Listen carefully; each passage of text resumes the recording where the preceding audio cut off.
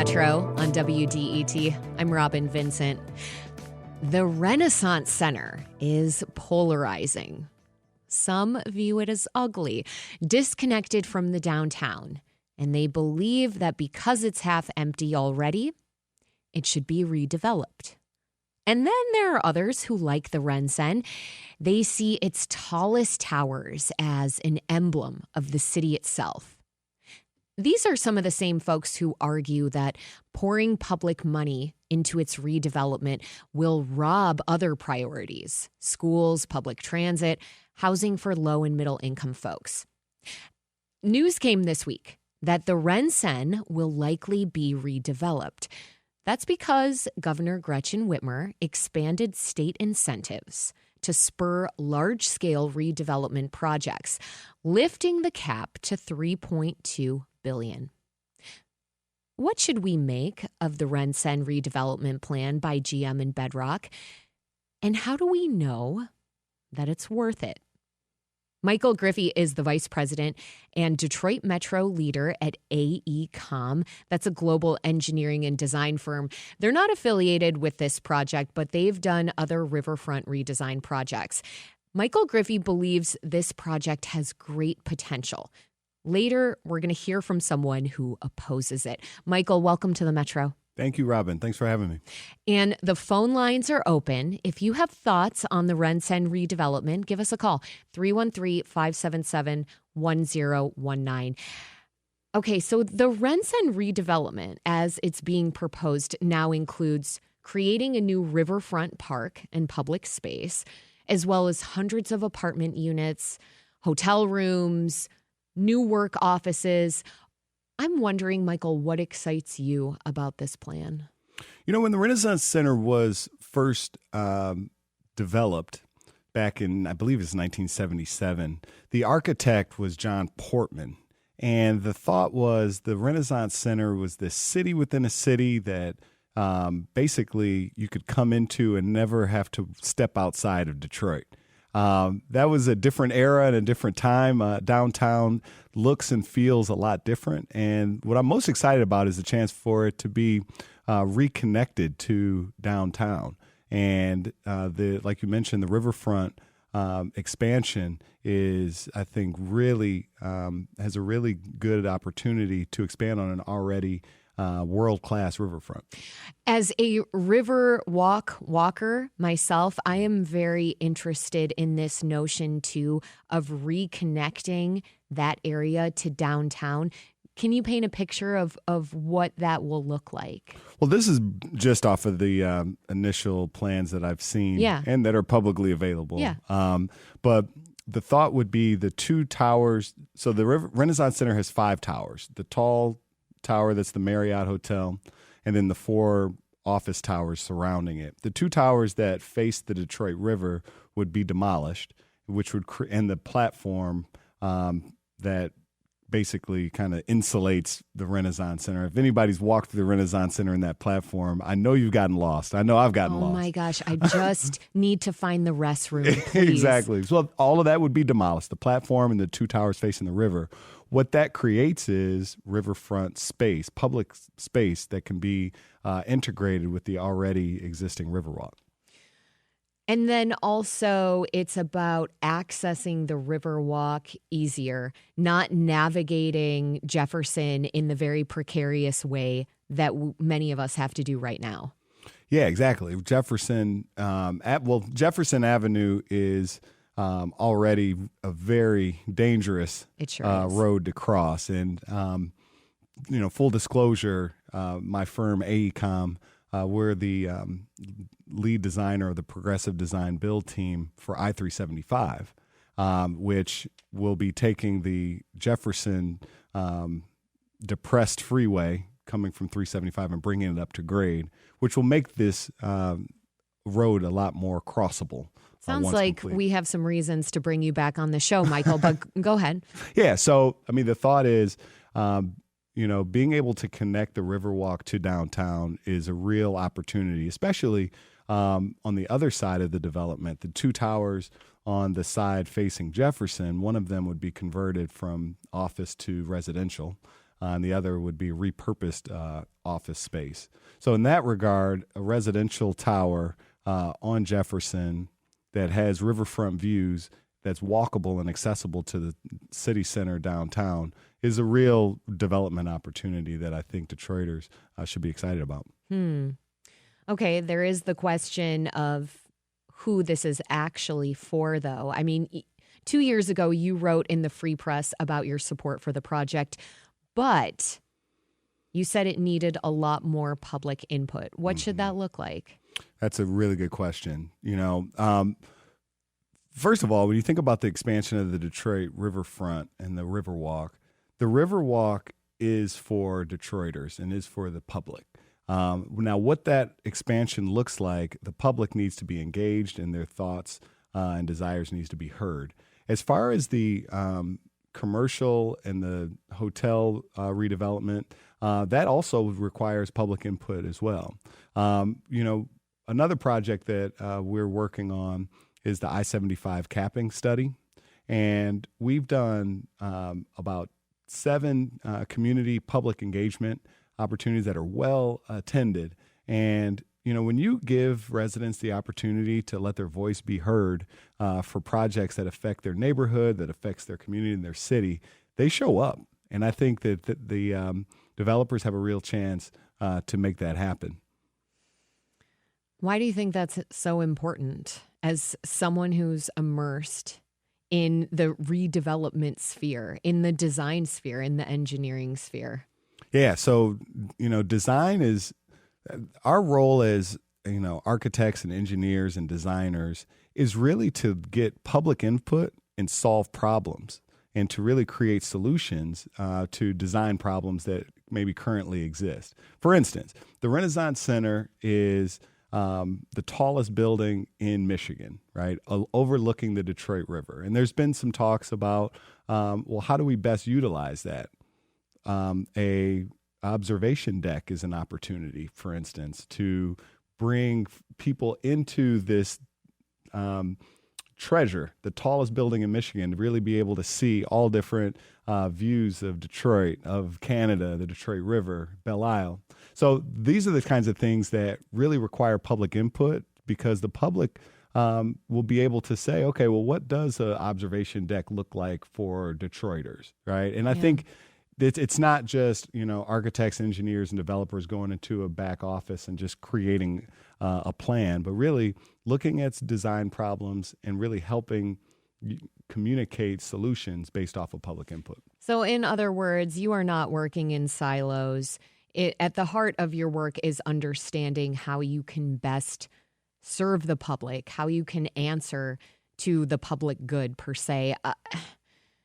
That public input could slow things down, of course. I mean, AECOM, your firm, has worked on riverfront development projects, many of them outside of the U.S. How long do you think it could take to accomplish a project like the RenCen redevelopment, especially if there is a lot of effort made to engage the public? Yeah, well, from what I've read since the legislation got passed to increase the transformational brownfield program, one of the first things that the developer is scheduling is community engagement.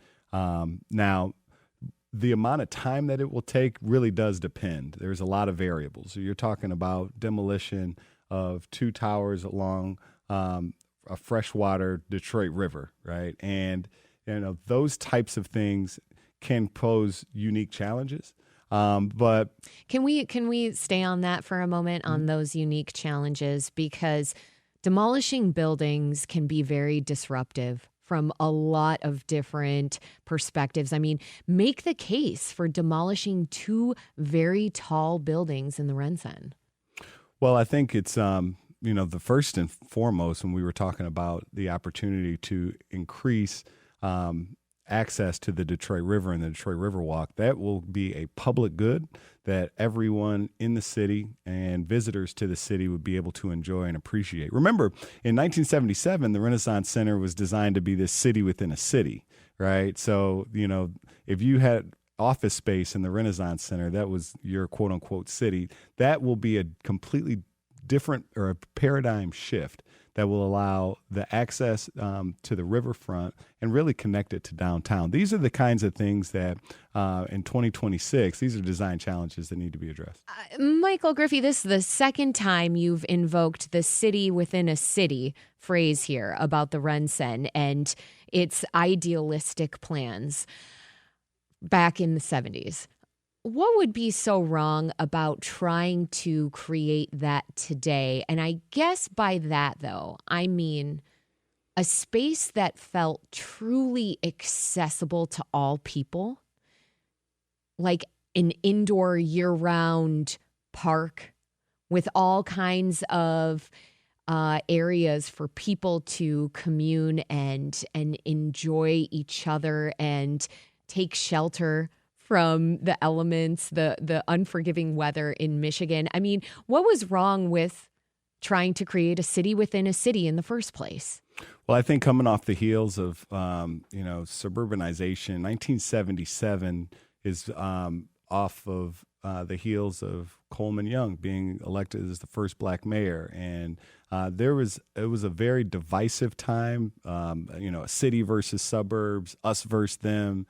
And really what we see is that city within a city concept was really to allow folks to be able to come in to work and not have to experience Detroit. To insulate them from what they feared about the city. Exactly. Fast forward 50 years later, I mean, you see it yourself. The NFL draft that brought 500,000 people downtown and put Detroit on a world stage that showed how beautiful and what Renaissance our downtown has experienced over the last 20 years. These are the kinds of things that when we talk about changing designs to reflect this new era of what downtown should be, that's why we want to, as a Detroit resident, would like to see the elimination of that podium, that city within a city, and really integrate the tallest building in Michigan to this vibrant and expanding downtown. Okay. So to be clear here, when you say a city within a city, you're viewing it from a pretty pejorative place. You want that eradicated. You want a whole new vision for the RenCen, and one that says to people, everyone is welcome? Absolutely. And if you think Portman, the architect of the Renaissance Center, did this in other cities with the exact same aim, right? To be able to say you can come in and not have to step foot in the downtown. There's in Atlanta. I mean, you see this all around the country with Portman designs that really reflect a bygone era. The RenCen redevelopment project was stalled before this week, as we have noted. And this week is when Governor Gretchen Whitmer doubled the amount of public subsidy a project can get by $1.6 billion. In your eyes, why is that subsidy necessary to redevelop the RenCen and create some of what you're talking about here, changing the essential way that the RenCen is viewed and that it functions? Well, I think, the term subsidy is a little bit of a misnomer. It's a tax capture that's only received once the investment is made and the tax burden is higher, right? So it's not cash to the developer. That's like, here's, $400 million. What happens is the developer, in this case, is putting up $1 billion. General Motors is putting up $250 million. And the amount of tax capture that can be received on a project like this would be about $400 million. That's not cash. That happens after, billion plus is actually invested into this project. The Renaissance Center and the riverfront is reimagined and recreated. And then when that creates this new Renaissance Center, then, and the taxes that would come with that, then the tax capture is received. Okay, so if I'm hearing you right, there is no check. Dan Gilbert builds first, then keeps a share of the new taxes his project creates. Exactly. We're talking up to 30 years.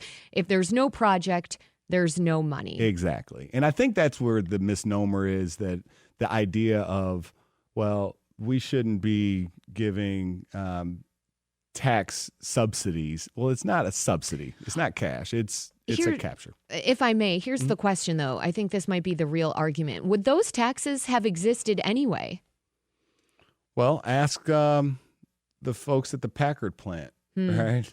Ask how many taxes were generated with Michigan Central Station when it was vacant for 30 years, right? So in that regard, I would say the answer is very little.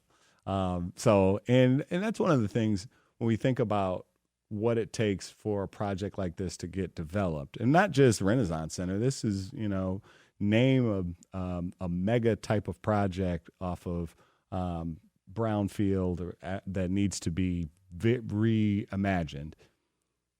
The amount of money that it will cost doesn't pencil without the ability to capture future generated taxes based off of. I mean, that's just a fact. It's the Metro on WDET. I'm Robyn Vincent. My guest is Michael Griffie. He's the vice president and Detroit Metro leader at AECOM. That's a global engineering and design firm. We're discussing the RenCen redevelopment project. That's because the project is likely moving forward. This week, the state expanded the amount of public money it can receive, and the phone lines are open. If you have thoughts on the RenCen and its redevelopment, call us 313-577-1019. I want to go to the phones now. We have Dan in Detroit on the line. Dan, what's on your mind? Hey, thanks for taking the call. What's been on my mind was the idea of the podium being removed, but the justification for the two towers coming down, it seems like that would be the prime place to want to live, right on the river. There's a beautiful public space right in front. It'd definitely be a place, if it was reimagined, that I would want to live. It's hard to imagine the two towers coming down as something that creates better accessibility when there's so much underutilized land around the Renaissance Center.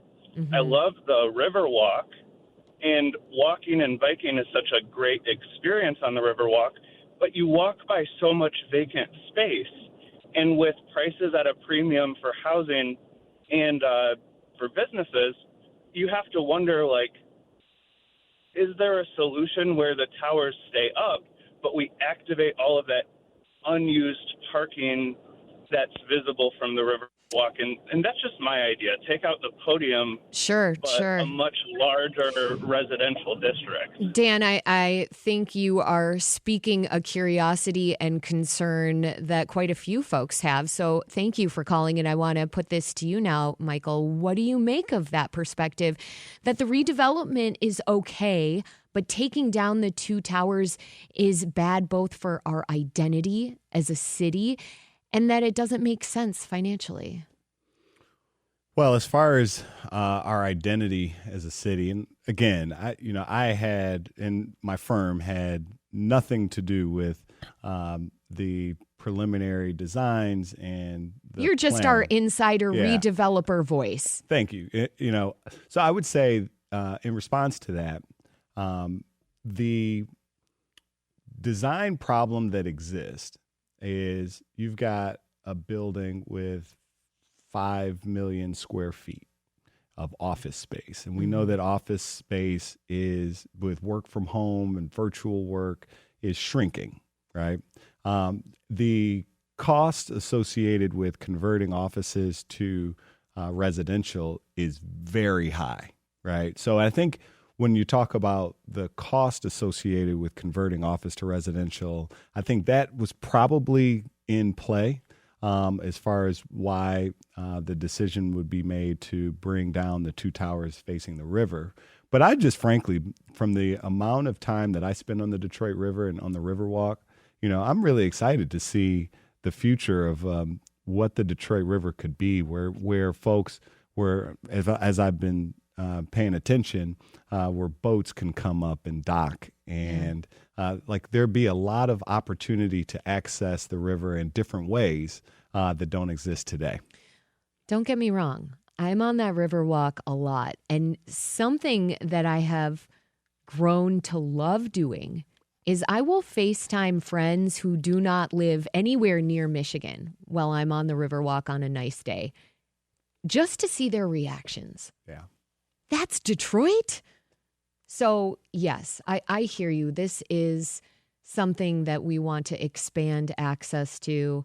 And I think there are still just a lot of questions about if this is the way to do it. I mean, Detroit City Council recently approved over $34 million in assorted tax captures and abatements for the planned redevelopment of one of the smaller. So that means it's taking money from the city to pay for the redevelopment. I don't have to tell you Detroit is not a rich city. I mean, according to recent estimates, over half of the kids here live in poverty. You used to be a teacher. What do you say to someone who believes that it's wrong to take public money in general from schools and resource centers and public transit and to put it into developing a building that some of those folks may never be able to afford to enjoy? Yeah, I think this is really a question of what economic development is and what it should be. I think, and I started my career in the classroom as a high school English teacher. I was a high school principal in Detroit. The thought is the Renaissance Center, 5 million square feet, that's maybe 10% occupied, right? Tax captures, the argument would be getting that building redeveloped, bringing in thousands of new workers and residents would generate more bring in tax revenue that goes to schools. And I think currently where it doesn't exist, it would create an opportunity for more revenue to come in by way of new people coming into this barren building. So once again, I'm hearing from you, you've got to build it first and they will come, so to speak. And that's what development is, right? Field of dreams here. Development is also, understanding a market and really being able to use that in order to create, places where people can live and work and play. But in that, to that end, it's become really hard to build in this country, no? I mean, often that's been because our leaders look at the past harms caused by building highways that cut through Black neighborhoods, environmental damage, causing rivers to catch fire, animals to die. I mean, we're talking about the air becoming more polluted. So leaders have seen this and they've said, we got to slow down. We have to be cautious. We have to add more processes to ensure we get things right. And then there are people who say that is an overcorrection. So my question to you, Michael, what do you think we need to do to build more and to do so in a way that's both responsible and fast and is meeting the needs of a lot of different people across the income spectrum? Yeah, affordable housing is something that is very important to our new mayor, Mary Sheffield. Sustainable development is something that we care very, very deeply about at AECOM. And I think, an opportunity like this and around the country, being able to build buildings. We know that buildings, office buildings in particular, create a higher carbon footprint, like the fifth highest carbon footprint than that exists. And to be able to lower that with sustainable technology is a real opportunity for future development. So the two parts to your question. One, how do you make a building more sustainable so that, as climate change is real and is happening, that our buildings that are newly created don't contribute to that. And two, how do we create more affordable housing opportunities? I think there are sustainable ways to build these buildings now. The way that energy can be sourced in order to allow electricity and heat to be sustainable. But the second part is the affordable housing piece. The work that has been done in the city over the years that for new developments that take place, a certain percentage is designated as affordable, is and should continue.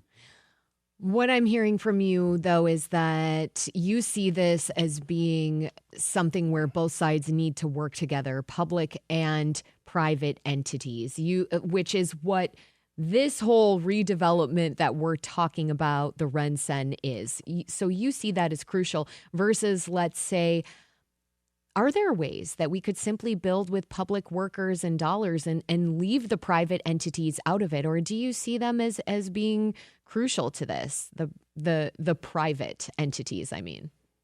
Absolutely. I mean, think about the Renaissance Center. It's a $1.6 billion project. $400 million of tax captures through the Transformational Brownfield Program, $1.2 billion in private investment. You have to have a public-private partnership for deals like this to become a reality.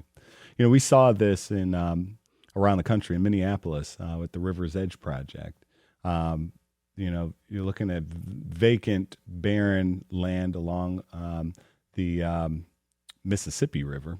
And, we created the master plan that creates 4 towers and mixed use along that riverfront. Now, that was purely public investment, and the project has stalled because there is a need for private investment to make this a reality. So private and public investment plays and requires kind of hand-in-hand partnership.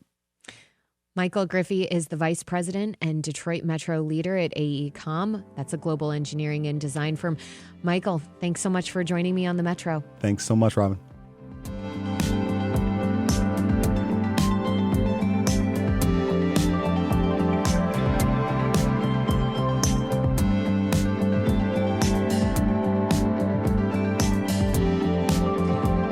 It's the Metro on WDET, and our listener survey is open to you now.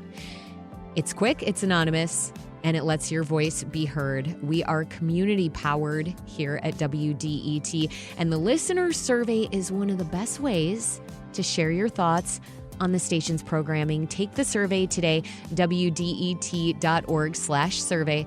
It's WDET.org/survey. Coming up next, we'll continue discussing the plan to redevelop the RenCen. This time, we'll hear from someone who doesn't think private projects should get public dollars. And the phone lines are open. If you have thoughts on the RenCen, give us a call, 313-577-1019. We'll be right back.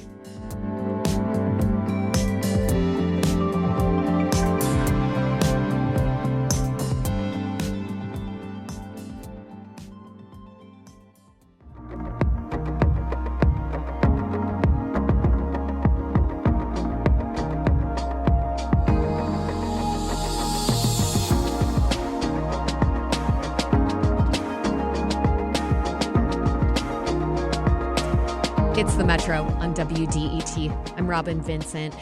We just heard the case for the Renaissance Center redevelopment plan. Now, the case against it. Here's why we're talking about this right now. This week, Governor Whitmer signed a law that doubles the cap on a state tax break for big development projects. It goes from $1.6 billion to $3.2 billion. The Renaissance Center plan had been stuck for more than a year waiting on it. There was almost no money left in the program. So now the math works. Dan Gilbert's company puts in about $1 billion. General Motors puts in $250 million. The public covers the rest. Detroit's Downtown Development Authority already approved $75 million.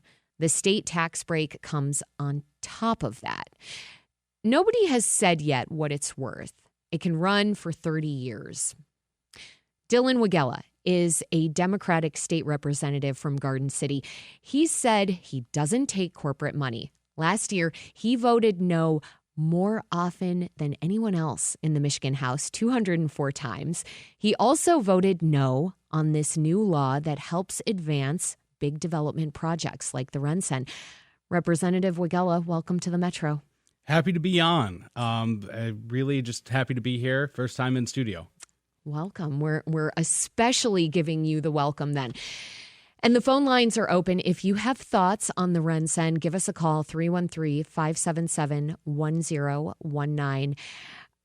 Representative Wegela, when this plan was announced, you had 4 words for it. No more corporate handouts. Explain that. Yeah, I mean, so in Michigan, according to Good Jobs First, we have seen over the last several decades, the state has given $26 billion in public money as subsidies. The 2 corporations that are involved in this project, GM has gotten over $5 billion in subsidies, and BlackRock has gotten $600 million in subsidies.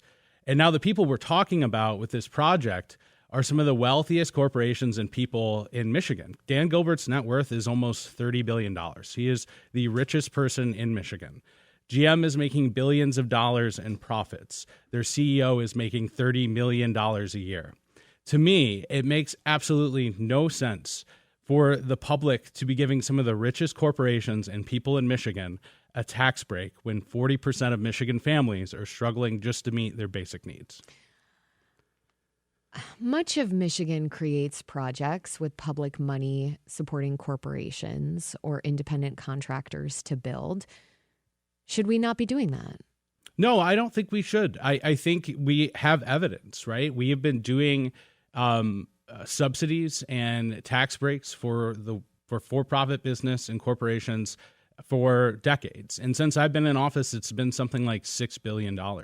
And I think what the public should really be asking themselves is, what has this actually brought us? Has it created this economy that they keep promising? I think even studies on the right, the Mackinac Center, and studies on the left, Good Jobs First, both come to the same conclusion that we are not getting the jobs created that are promised. We are not seeing the economic development that is promised. And what we are seeing, though, is we are seeing reductions in our state budget, which is creating some issues, right?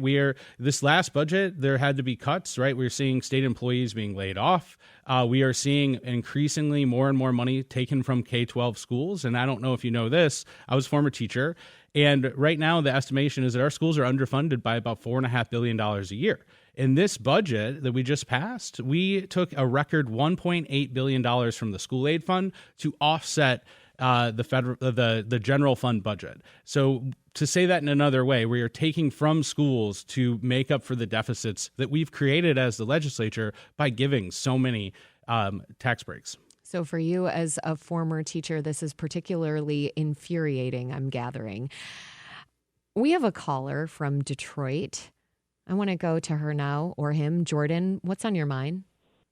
Hi there, thanks. I grew up in part on the west side of Detroit where my mom still lives in the Warrendale neighborhood. And I agree with the representative, that this is sort of an inappropriate grab of public money. And I think that when I talk to my mom on a regular basis, it's sort of feels like a slap in the face to hear the sort of talking points about Detroit being back and Detroit rising from the ashes when essential services and a walkable neighborhood and a safe neighborhood is not available to her or my family.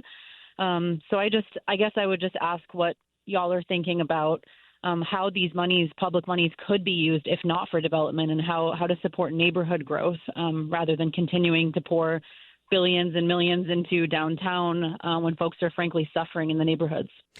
Jordan, thank you for the call. And Representative Wegela, back to you. I mean, how do you want to build in this country? Should it just be public voices, to Jordan's point, with public dollars, with public workers building things, because that's not often how we do things? Yeah, so my politics I think are different than your run-of-the-mill representative.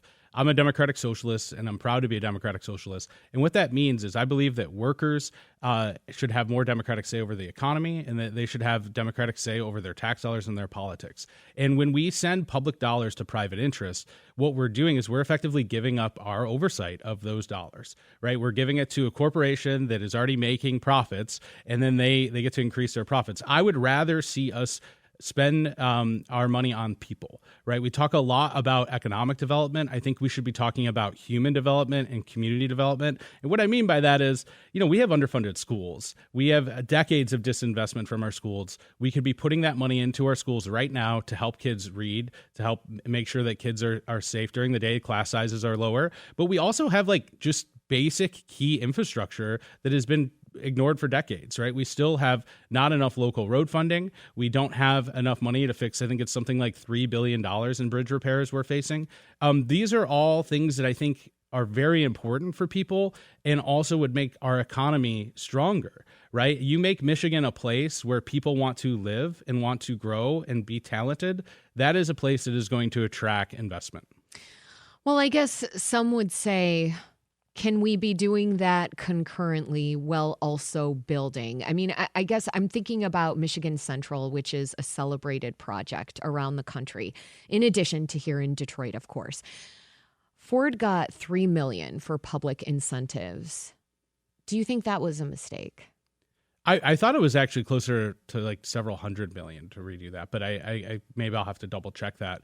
But yeah, no, I mean, I think that if we want to revitalize areas like the riverfront, let's spend public money so that we have public control and oversight of that area. Let's make that investment. Cities bond out for projects all the time. And really, if you think about it, a TIF or a tax capture in some ways is a bonded out project because they're saying that these projects wouldn't be created without this money. And then we're essentially paying that through through their tax capture anyway. So my point is, I think that there's no real way to know if they're telling the truth on whether or not these projects will be funded because they're not giving us access to, boardroom minutes and all of these other things you would need to actually be able to decide, hey, is this something that's going to go somewhere else? So if I may, Representative Wegela, what I'm hearing from you is that if this were purely a public project, then there would be a lot more transparency. Full transparency, that would be mandated. The law would require it. And because there are private entities involved, that is what makes you extremely uncomfortable and quite frankly, skeptical about the whole thing. Yeah, and I want to add one other thing, too. When Dan Gilbert built the Hudson project, they used this same tax capture to fund that project. Well, what happened? GM moved out of the RenCen into the Hudson building, which left this building that was, even further unoccupied. And now GM and Bedrock, Dan Gilbert, are coming to the state and the people asking for money to redo that part. And it's what I'm saying is we created the conditions by giving the tax break in the first place to make the RenCen be empty. And now they have the gall to come back to the people of Michigan and say they want even more of our money. Okay, I want to think about another recent development and see if maybe this speaks more to what you would want. The Gordie Howe Bridge is hopefully going to open on Monday, we've been told. That's a public-private partnership too, but a different kind.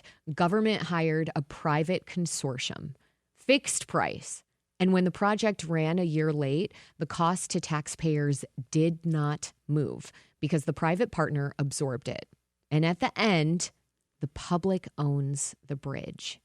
Is that the model you want? I think that's certainly a better model. I think we should there should be public work and public projects. We also need to be looking at public housing. I think in the project with the RenCen and the way that the bill is described, that only 20% or so of the housing units have to be income qualified. And I think we really need to be looking at how can we invest and things that make working class families be able to afford to live. And this country has taken on big public projects before, the Hoover Dam, the interstate highways. It's not like we haven't been able to do this. So I know the previous person on was saying that it can't be done. I would argue that it can be done. if we start to put our tax dollars in the right place, but also make people like Dan Gilbert pay his fair share in taxes rather than continuously giving our public money to him. Well, I'm glad you mentioned our previous guest because I do want to think a little bit more about something he said. Michael Griffie, who works at AECOM, that's a global engineering and design firm, and he's not a part of the RenCen project, but is certainly pro redevelopment, we could say. He says that the RenCen redevelopment needs to be inclusive of the public, that they need to help lead this, and that the benefits will be huge, including more waterfront space and more activity for business. What do you say to that argument? Yeah, to me, I think that if, GM and Bedrock want to redevelop the RenCen, they can with their own money. That's what I would say, right? They're some of the wealthiest corporations people in the world. They can definitely afford to do this. But I do think if there are public dollars going to any project, there needs to be strict oversight. There needs to be community benefits. There needs to be public input into that project. I think those are really important things. Also, let's not forget, and I think one of the other callers that called in, like these are buildings that are not dilapidated, right? They're talking about tearing down towers that could be put to good use for housing, for other purposes for the public if we made that decision. And I think that's what this is about, right? We are making decisions as lawmakers and as people. Where are our priorities, right? Do we want to put money in schools and roads and infrastructure and healthcare? Or do we want to give subsidies to corporations that's sole interest and purpose is to make as much profit as possible? Is there any part of the plan to redevelop the RenCen that you agree with? I think that it would be great for the state and for the city to make a really great public riverfront and do different things there. And I think the public should have a say in that. But I do not believe that we should be giving public dollars to private organizations. It's the Metro on WDET. I'm Robyn Vincent. My guest is State Representative Dylan Wegela, a Democrat from Garden City. We're talking about the RenCen, the plan to take down 2 of its towers, and the public money behind it. That's because this week, Governor Gretchen Whitmer signed a law that will help the stalled project to advance. It will expand a tax break for big developments. And the phone lines are open. If you have thoughts on the RenCen, call in 313-577-1019. We'll be right back.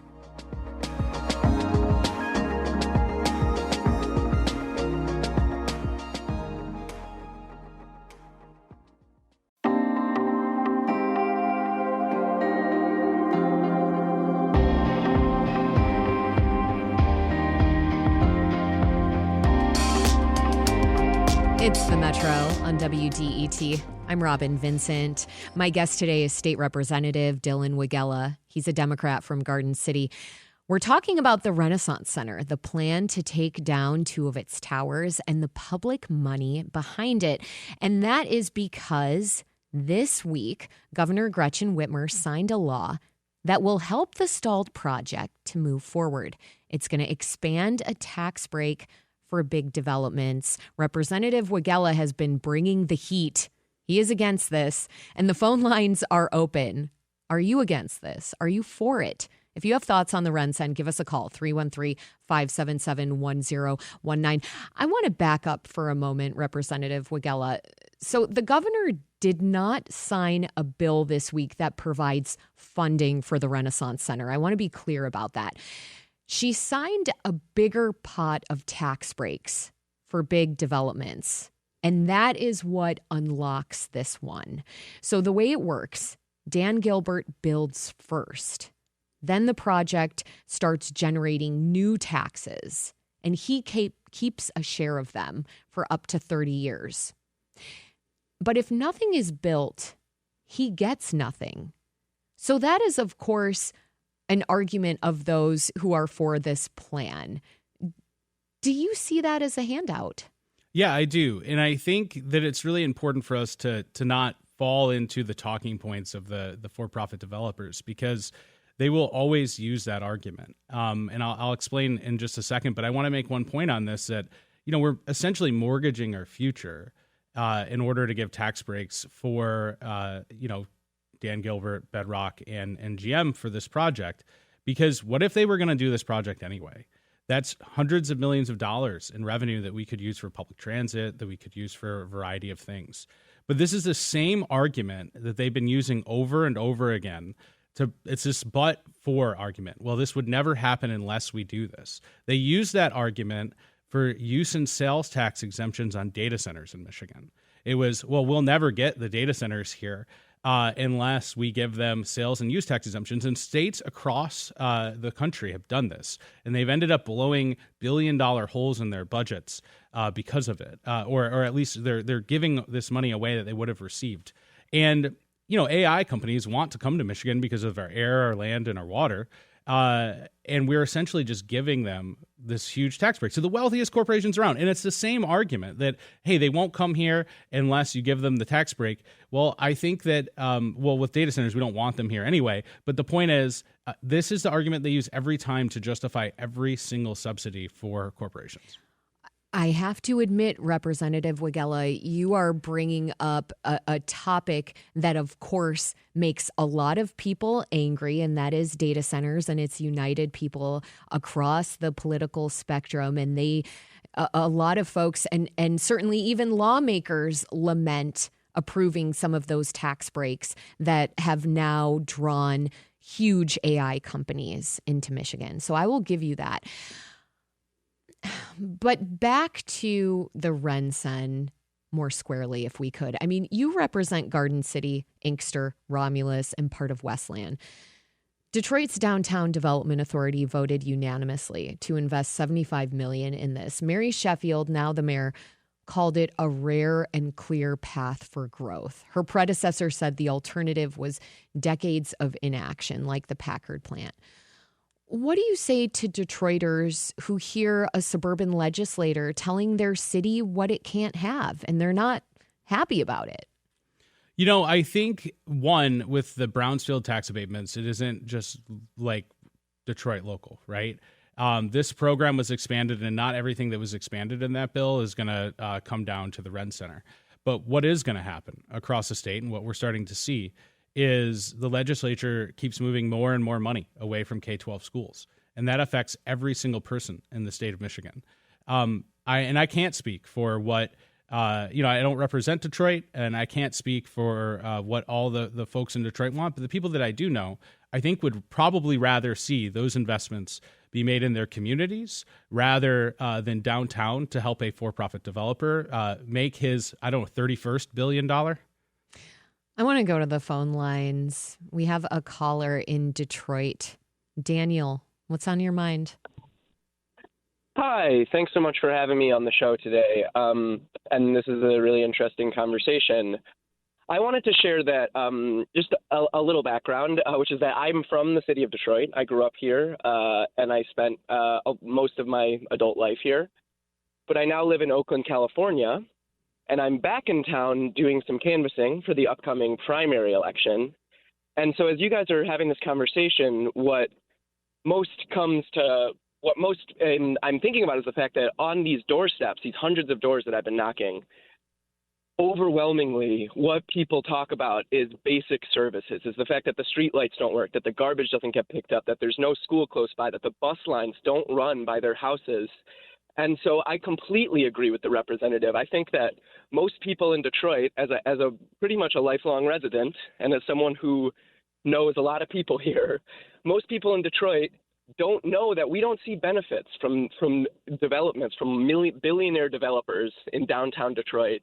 We need social services in our neighborhoods. And so I think that, just from a couple days knocking doors, I think that the consensus isn't bring on the RenCen development. It's why is my garbage still on my corner, Daniel, thank you so much for giving us a call here on the Metro. And I wish you a good rest of your time here being back in your city. Representative Wegela, I want to think about alternatives here. I mean, what we have proposed right now is this.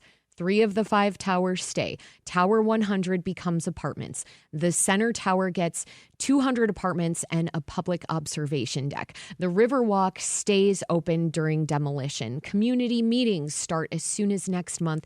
And GM has said that without a deal, it might tear the whole thing down and leave the land. In the last minute we have here, what's your plan for 5.5 million square feet of empty tower on the riverfront? I mean, listen, I'm not going to sit here and say that I have this plan for what the Renaissance Center can turn into.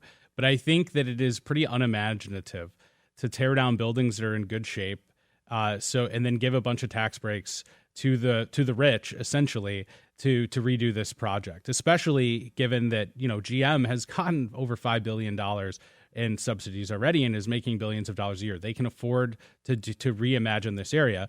But I think if we had the funding and there was an ability to turn some of those towers, instead of just tearing down towers that are in perfectly good shape, to refurb them into public housing, I think would be a really, really cool project for the city of Detroit. I would be willing to support funding from the state level. And I think I just want to make one final point. We're at this point in society where 3 people have more wealth than the bottom half of the country, where we see wealth inequality that is out of control. And I think lawmakers spending so much time talking about this project rather than talking about healthcare for people and schools and roads and infrastructure, that's the absurdity of this. Dylan Wegela, Democratic State Representative of the 26th House District, including Westland, Inkster, and Garden City. Representative Wegela, thank you so much for joining me on the Metro. Thank you.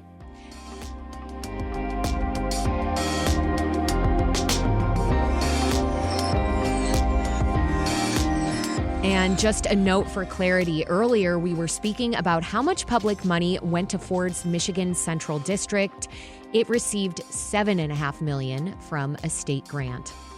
This is WDET-FM, Detroit Public Radio, your connection to news, music, and conversation. And this is The Metro. We'll be right back after the news from NPR and WDET. Stay with us.